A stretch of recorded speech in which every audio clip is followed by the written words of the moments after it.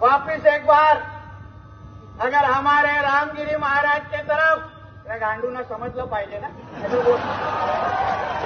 नहीं तो बोलतील ये तो मराठी में बोल के गया, मेरे को कुछ समझा ही नहीं, इसलिए तेरे को जो भाषा में समझता है ना वो भाषा में धमकी देके जा रहा हूं। हमारे रामगिरी महाराज के खिलाफ अगर कुछ भी मस्ती तुम लोगों ने किसने भी की तो तुम्हारे मस्जिदों के अंदर आके चुन चुन के मारेंगे, इतना ध्यान में रखो।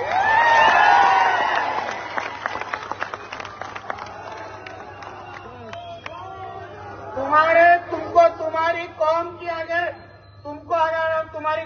अगर चिंता होगी तो हमारे रामगिरी महाराज के खिलाफ कुछ भी बोलने का नहीं, वरना वो जबान हम लोग सही पे रखेंगे नहीं, ये तुम लोग याद रखना।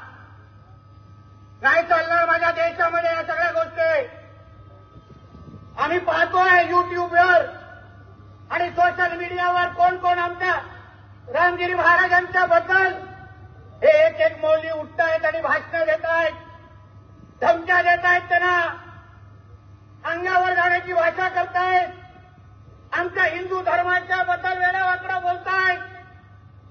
पोलिसांना मी सांगेन वेळेतच ते युट्यूबचे चॅनल बंद करा। प्रत्येकावर आमचं लक्ष आहे, नाहीतर कुठेही तो त्यांचा कोण धर्मगुरू किंवा मौलवी अशा कुठल्या स्टेजवर असा कुठेतरी बडबडत आम्हाला दिसला तर त्याला काय आम्हाला मी सोडणार नाही, हे तुम्ही लोकांनी लक्षात ठेवा। त्यांना दाढी दाग करण्याची पण जागा आम्ही ठेवणार नाही, म्हणून उगाच वाकड्यामध्ये आमच्या जाऊ नका। कोणाचा देश आहे हे पहिला माहिती घ्या, याबद्दल पहिला विचार करा।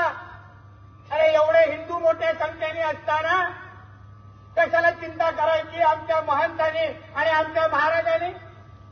आम्ही नाही काय करू शकत त्यांच्या संरक्षणासाठी? नुसतं घोषणा देत बसायचं?